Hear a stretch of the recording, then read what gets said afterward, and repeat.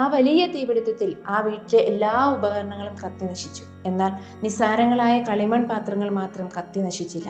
കാരണം മറ്റൊന്നുമല്ല, അവ ഇതിനേക്കാൾ വലിയ തീച്ചൂളയിൽ ചുട്ടാണ് രൂപം പ്രാപിച്ചത്.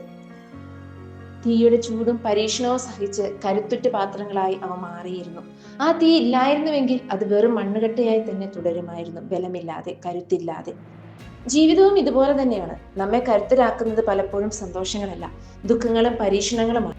പ്രതിസന്ധികളുടെ തീച്ചൂളയിൽ കത്തിയാലാണ് മനുഷ്യന്റെ ഉള്ളിലെ ശക്തി രൂപം കൊള്ളുന്നത്. കൊടുങ്കാറ്റും പേമാരിയും വരുന്ന ജീവിതയാത്രയിൽ എളുപ്പത്തിൽ തകർന്നു പോകാത്ത ഉൾക്കരുത്ത് ലഭിക്കുന്നത് മുമ്പ് അനുഭവിച്ച ചെറുതോ വലുതോമായ പരീക്ഷണങ്ങളിലൂടെയാണ്.